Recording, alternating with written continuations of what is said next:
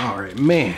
I'm not sure, but I'm pretty sure Blitzwolf has done it again. This is the BW-SDB1 soundbar, and it looks good. All right, let's put some of this stuff away because I need some, you know, my OCD. It'll kick in hard, and then I'll have to stop and clean up. So I might as well get it done quick. Okay, so we got a remote. I'm not gonna do this yet. All right, so we got the remote. The remote looks to be a fully functional remote for a soundbar. You got your power, EQ, volume up and down, play, pause, fast forward, auxiliary, Bluetooth, optical, coaxial, HDMI, and USB buttons right there. So it's not like a multi-function deal. It's all one button. It's an IR remote. Put that right there. And yes, it did come with batteries. It has a disc battery in there, like a quarter-size battery. Let's put that to the side. You got your power plug. There's no brick or anything. You just plug this bad boy right into the back of the sound bar. And then this is a nice touch, man. It actually comes with an optical cable. This is usually something you got to go buy separate if you want that premium sound. But Blitzwolf, they actually give it to you. So shout out to Blitzwolf for giving you everything you need to get set up for this. And then we got the 3.5 to left and right AC jack. I don't really use these because I prefer the optical cable, but if that's what you got to use, then that's what you got to use. But they give it to you. They get you all set up from the get-go. Now let's slide this out of here. The reason why I didn't want to open it is because I felt the quality as soon as I put the box down, and it's got some serious weight to it, man. So I can't wait to really see it. All right, here we go. Let's open it up. Man, it's got some weight to it. This is, when I feel weight on something, I usually feel like it's going to be a better quality. And man, judging by the build quality of this thing, man, it's got a speaker grill on the top and a speaker grill in the front that I'm looking at. Me turning around, well, knocking over the camera. So you got your grill right here, grill up top. You got some Blitzwolf branding. Let's see what you got on the side. No grills, no branding. Then you got some rubber feet on the bottom, and everything else is clean until you get, whoa, okay, so I can see the speakers in there. Yeah. So it's like, I can't really see them good enough to count, but I can actually see them in there. They're firing up. I don't know if any of them fire forward, but I can see a few of them firing up. So that's gonna give you some nice projection for your sound. But let's take a look around the back of this thing. So obviously it passed the QC right there. You got your little yellow sticker, but there's your power input. Then you got your coaxial input. And then right there is your optical input. Then you got your auxiliary cable for this right here, or you probably plug this bad boy up to your phone if you want to, and then you got your USB in right there, and then of course your HDMI.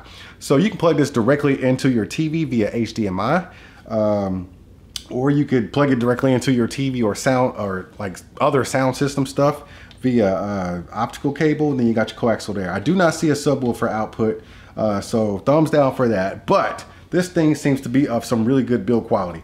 Let's turn it back around because we got some more buttons. There's not much left on this thing, but let's go ahead and walk through it before we set it up. So we got a power button right here, nice and tactile. I like that. No squishy buttons on this thing. It's all one rubber piece, but once you press the button, you know you press that button. You got a power right there, a source, a volume down, and a volume up. Can't skip the tracks or anything like that. But that's it for interface of this thing. You put this thing in front of your TV or your sound system, and that's it. I'm really digging the way it looks, man. It's just so minimal, but it looks like, it feels like quality. God, dog. Let's go hook this thing up. Wouldn't move a muscle. One might assume she was dead. All right, let me see here. Let me put this on mute. Okay, mute. It works. The remote control works. Hey, super easy setup. All I did was plug in the, this is the optical cable that it came with. So it actually did not like my little thin, flimsy optical cable that I had hooked up to my other soundbar. So this one is actually better. The one that it came with is actually a lot thicker, so it's a heavy gauge of wire. And then what I did next was plug up the power cord right here. And then it was all set up. And actually in the light, I can see the speakers actually. Okay, so that's a space. You got looks like a tweeter and a mid-range, and then you got like a subwoofer here, and it looks like a subwoofer here, or maybe that's mid-range, I'm not sure. But anyways, you got 1, 2, 3, 4, 5, 6 speakers, and if I'm not mistaken, it almost looks like one in the middle. So yeah, the sound is definitely there. Now I've had this thing playing, I'm watching Guardians of the Galaxy. I've never seen this movie before. It's kind of a trip. The sound quality with explosions and fightings and stuff like that, it's actually really good. It's really clean sound, man. The bass and the mids, everything is separated. The highs are separated from everything else. Okay, you have movie. Music. Music. News. News. Sport. Sports. Movie. And movie. Music. And music. Okay, so you got those different sound modes, and they all sound really good. They all sound distinctively different from each other, but they all sound really good. The one I had it on just a few minutes ago was movie for this movie. Explosions, and the fighting, the action, it was really good. It sounded great. I can't say enough about this thing. The only thing I wish it did have was an input for a subwoofer. I don't see a subwoofer input here at all.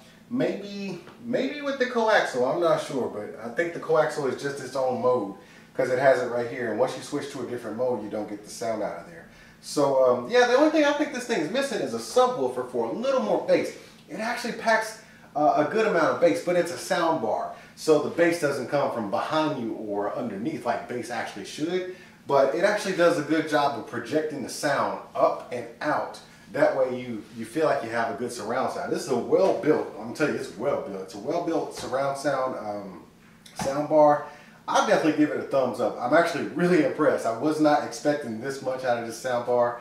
The remote is on point. I'm not sure if it's programmable to my Logitech here. I'll have to look for that to see if it's actually programmable. But as far as the remote goes, it's fully functional. And I was worried about not having something to see, but the EQ buttons, I mean, it's got the audible tones and everything to tell you what the EQs are. And then you got the little LED here to tell you what mode you're in. But man, great sound bar, fantastic price, and I'm loving it. So y'all get out of here. I'm gonna go ahead and try to watch this movie a little bit before I have to go do me a training session. But before I go, y'all make sure y'all tap on that like button, smash that subscribe button, and I'll see y'all at the next one.